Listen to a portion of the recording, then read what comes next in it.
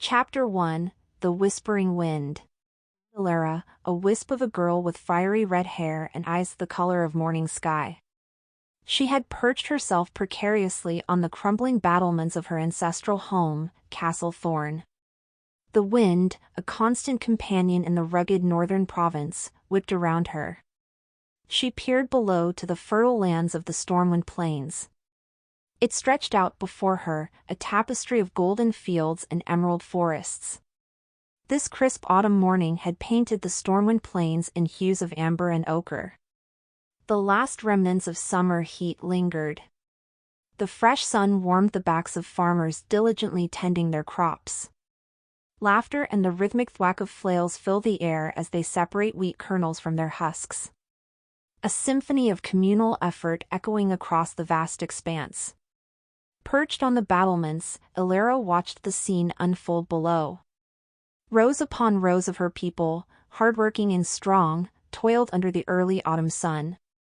Unlike the rolling hills of the south known for their vineyards and olive groves, the north thrived on hardy, resilient crops. Wheat, the cornerstone of their diet, stretched as far as the eye could see, soon to be transformed into flour and fodder for their livestock. Barley, another key player, awaited its turn for brewing ale and fueling their workhorses. In the valleys, nestled between the rolling hills, farmers nurtured patches of oats for their winter mornings, and flax for its strong fibers destined to be woven into warm clothing and sturdy tents. The sight of her people working the land filled Elara with a mix of emotions. She admired their unwavering spirit and resilience, yet a pang of guilt gnawed at her. Unlike them, she didn't contribute directly to the well-being of their community. Trapped within the imposing walls of the castle, she yearned to find a meaningful role, a way to weave her own thread into the tapestry of life unfolding before her. The wind carried the distant scent of freshly baked bread from the village below. It tugged at her hair as she pondered the day ahead. A loose brick shifted and Elara almost lost her balance. She wasn't supposed to be here. These crumbling fortifications, once a symbol of her family's strength, were now a patchwork of crumbling stone and overgrown ivy. They were declared off-limits by her parents, deemed too dangerous for anyone, especially after a loose gargoyle nearly clocked poor old Farmer Thomas last harvest. Elara, however, never was one to respect boundaries she found unreasonable.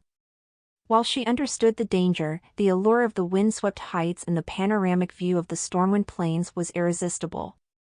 Here, the world stretched out before her, an endless tapestry, teeming with wonder and activity, far removed from the stifling confines of the castle and the suffocating expectations placed upon her. Back at the castle, embroidery needles awaited her capable hands. She found a quiet joy in the rhythm of the needle and the vibrant colors blooming on the fabric. But today, even the vibrant silks and intricate patterns of the latest project held no appeal. The culprit was Lady Beatrice, their new embroidery instructor. This woman, who barely spoke the common tongue and seemed to view her noble students with disdain, despite having risen from her own humble origins not a generation ago, grated on Elara's every nerve. Her constant criticisms and airs of superiority made every lesson an endurance test for Elara's usually patient spirit. Escaping Beatrice's shrill pronouncements and finding solace in the wind and the boundless sky was a welcome reprieve.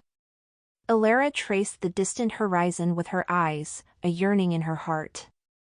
There was more to life than needlework and etiquette lessons, she was certain. But what?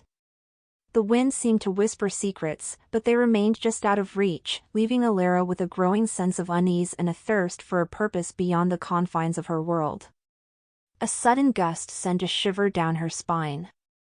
Elara wrapped her cloak tighter, its worn fabric whispering tales of seasons long past. Castle Thorn was a shadow of its former glory, once a mighty fortress guarding the northern borders of the kingdom, now a quiet haven for her family and their loyal retainers. Her gaze drifted to the distant horizon, where the snow-capped peaks of the Silver Spear Mountains gleamed in the morning sun. Beyond those mountains lay the grand capital, Ethel, a city teeming with life and intrigue. Elara longed to see it one day, to experience the bustling markets and grand libraries whispered about in hushed tones. A sharp voice startled her. Elara! It was her brother, Tristan, his brow furrowed into a knot of worry. Unlike Elara, he was built like a young oak, his every movement radiating purpose and responsibility. Just enjoying the view, brother, Elara said, her voice betraying a hint of defiance. It is beautiful, isn't it? Tristan sighed, a heavy sound burdened with the weight of their parents' expectations. Beautiful, yes, but dangerous. And disobedient. You know how father and mother feel about these walls. Elara crossed her arms, her rebellion simmering just beneath the surface. I'm not a child, Tristan. I know when to be cautious with my footing. You're only 13, and that's no excuse, Tristan said, his voice firm. You'll be locked in your room for a week. Not to mention father's disappointment. Elara winced, the sting of her brother's words echoing deeper than the harsh wind. Disappointment, she muttered, the word tasting bitter on her tongue. While her parents were beloved for their just rule and kind hearts, they were also firm believers in discipline. Disobeying them meant facing their disappointment, which stung deeper than any physical punishment. While the threat of being locked away was distressing, it paled in comparison to the thought of her parents' disapproval. They believed in her, instilled in her a sense of responsibility and service to their people. Disobeying them felt not just like a personal failure, but a betrayal of their trust. Tristan noticed the shift in her demeanor, the defiance replaced by a flicker of shame.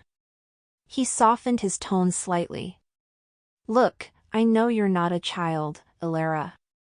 But these walls are genuinely dangerous. A loose stone could. His sentence was abruptly cut short by a thunderous boom that echoed across the plains.